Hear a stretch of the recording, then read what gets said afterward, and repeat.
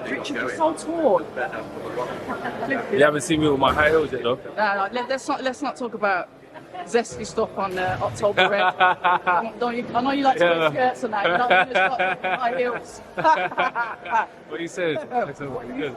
It's good, man. It's there. Chilling, enjoying the moment. It's fun. The rematch is almost like, remember when I first seen you after you had your first fight after 2 year layoff? First fight on Sports Boxer. It's almost like you've rewound back again, but now this time it's been quite good experience. Talk to us, Richard. Yes, it's crazy how life is. Yeah. It goes round in full circle, back to square one, but for bigger prizes. So weird, but we're here now, and it's a great feeling. Everybody's been waiting for me to get my title shot. Everybody sees me as a champion without a title. You know what I'm saying? Well, I wouldn't say everybody, but a lot of people do. You know, they class me as one of the best cruiserweights in the world on the planet, and that's an honor in itself. I remember coming into the rankings as the 60th best fighter in the country. You know what I'm saying? And I'm looking at it thinking, damn, I need to get up in the top 20. Let alone, the top 5 in the whole world. That's not good plan. It's good. And I have a big day ahead of me. Listen, it's got that deep that I just tried to get Shane on the channel, and Shane Wiggins refused to come on the channel. Listen, I'm going to come on the channel and CBS beats Richards. I'm going to do the very first interview with you after CBS beats Richards. This is it. Because I've picked a side. People are turning me down now. Strong enough. Well, it just highlights the way they are. It's an emotional stable, man. You know what I'm saying? Emotion in this game is a sign of weakness. That's what it is, man. That's what they're into. I do interviews with people that I don't like. You know what I'm saying? I respond to people that say certain things about me that I don't like. It is what it is. Everybody's entitled to their own opinion.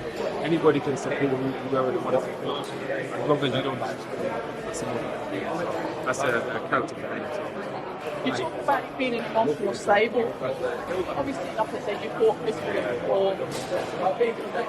Why is it stable? What gives you that thought of that? Because he was very sharp. I will say that he was very sharp when we were at the top table today. Well, one thing I noticed, he was trying to cut me off a lot. He was on edge, waiting to dig, waiting to throw a dart. And I feel like they probably briefed prior.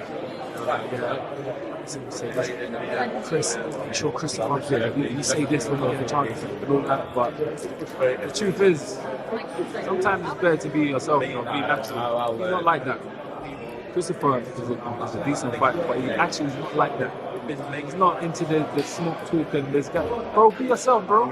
Just chill, enjoy the moment, man. You know what I'm saying? You're the champion, and you've done really well in your career, man. Just don't try to do none of this digging front shots, a few low blows and stuff like that. It's not you, man. It's just gonna add the fuel to the fire. When you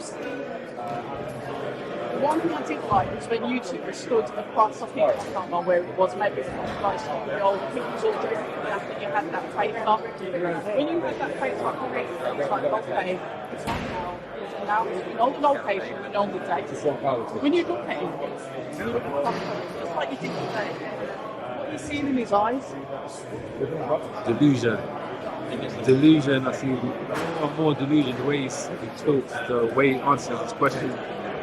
It's like a type of cockiness to him, Yeah, that's what I kind of see with him. The smug look on his face, he thinks he's better than everybody.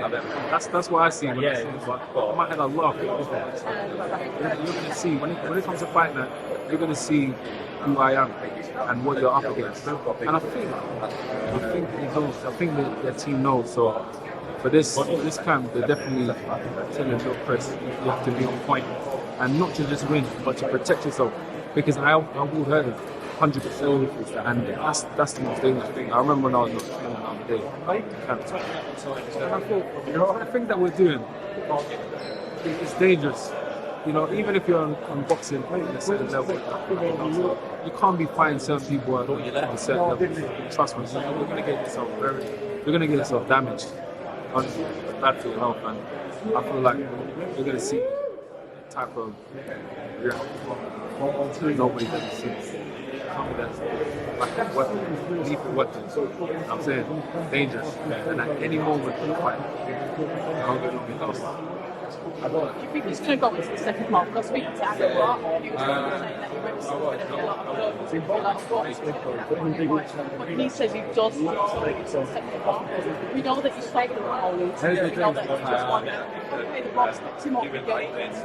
However, how do you see it? Do you see it going into the second half? I've developed to a stage where I just need a moment just to understand what's in front of me.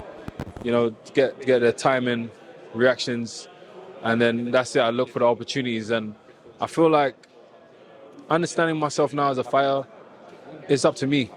It's what I want to do. You know, I can end the fight at any time. I can end the fight as soon as I step in the first round, which is why I say I'll end the fight within the first three. I'm not joking about that. I'm not just saying that. And for this fight, I'm going to be on point.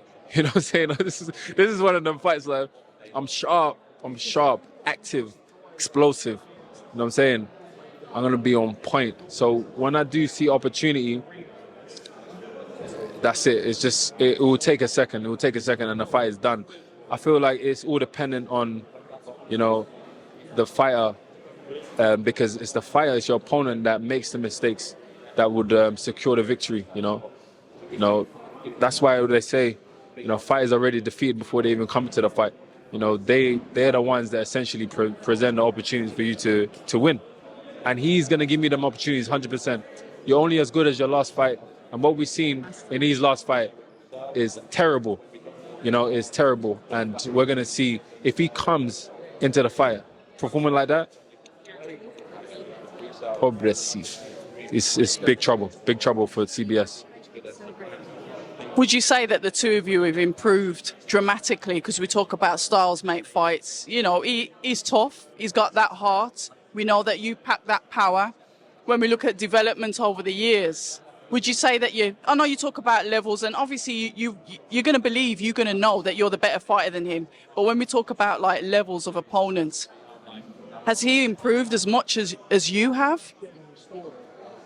Well, when we look at it from an analytical point of view, the opponents that he's fought decent fighters. He's had help. When I say he's had help, especially with the Coley fight, so you wouldn't be able to even class that as a great contest, because the reality is they already seen the technical flaws in a Coley and they exploited it. Plus, he done a lot of rounds with a Coley, and he maintained his relationship with the same coach that trained Okoli. It was written in the stars for him to win. I'm not saying that was all he needed, but you know that helped vastly. And you know who else? Everybody else. There's fights that he was losing really, and he come out victorious with it, and he found a way to win, like by knockout with Masanek with a random injury that nobody knew about. You know, so. You can take what you want from it, but at the same time, with me, I've done my thing as well.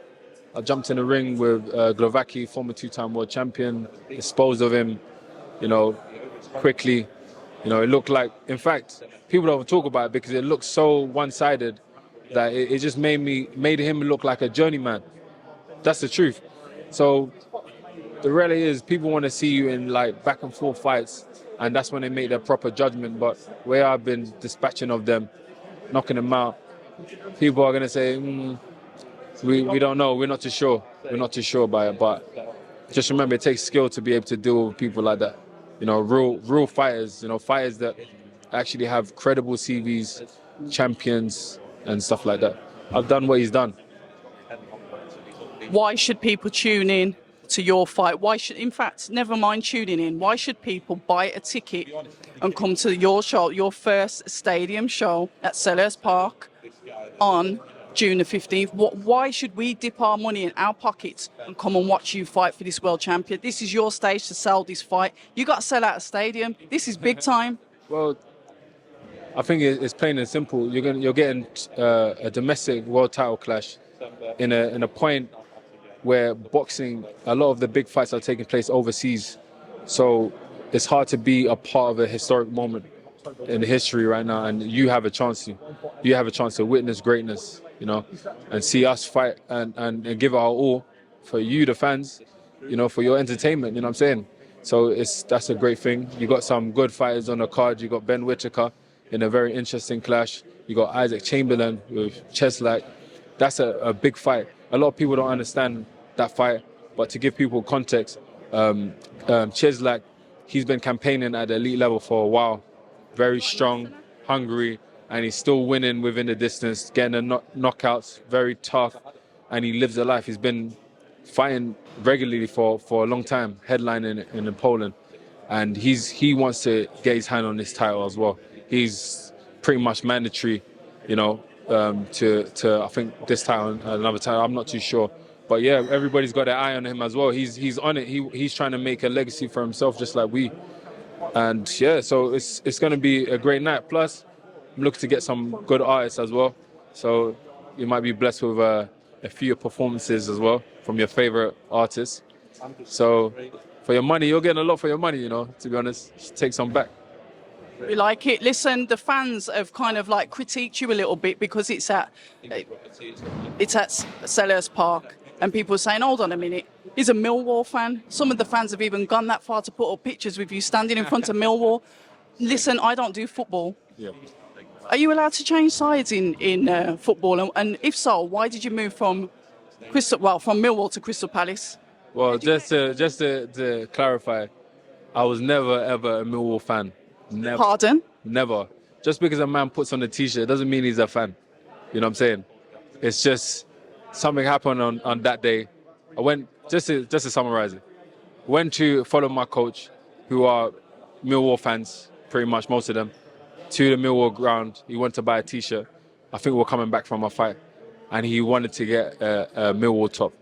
And he got a Millwall top, and he asked me to take a picture of it. I said, I'll do it. I said, I'll do it. He really wanted me to take a picture with a Millwall top. I said, I'll do it. It was just one of them things where I didn't realize what I was doing. I was a kid. I was probably about like 19 or something, like 18, and I took the picture. And next thing you know, one day after my fight, I saw it resurface. Like, what the hell? I've completely forgot about that picture. And it just went viral. Everyone saying, oh, this guy's a fake Palace fan and stuff. But obviously, just remember, they don't know who I am like properly. They probably think I was supporting them. They saw a few tweets. But the reality is, I've never been a Millwall fan. Never, ever, ever been a Millwall fan. And if you grew up like where I came from, my stick, that was like, let me not talk. Yeah, because I know. Let me not say anything. Let me not talk, bro, because it's long, man. But like, I've never been a Millwall fan. But don't get me wrong, shouts out to the Millwall guys, because they actually are coming to the fight. A lot of them are coming to the fight to support a fellow South Londoner. You know what I'm saying? So we're not trying to create some like enemies with each other. Like it's not that party, because I know certain people are very conniving and they try to start. They want me to say things so I can proper, you know, cause a little uproar. And no, I'm not a part of that. I'm a professional athlete, ambassador, you know, for a lot of brands, and I carry myself decent. But I love Palace, and Palace on my heart. It's that simple. And you know, we got the tower at Palace. What a way to end it. Listen, Richard, always a pleasure. Hopefully I'll come in your gym, come and see you guys in the gym before, obviously, fight night. But you know Angel and answering his messages. Yeah. Come through, man. Come through. People say I'm toxic, and honestly, I don't care.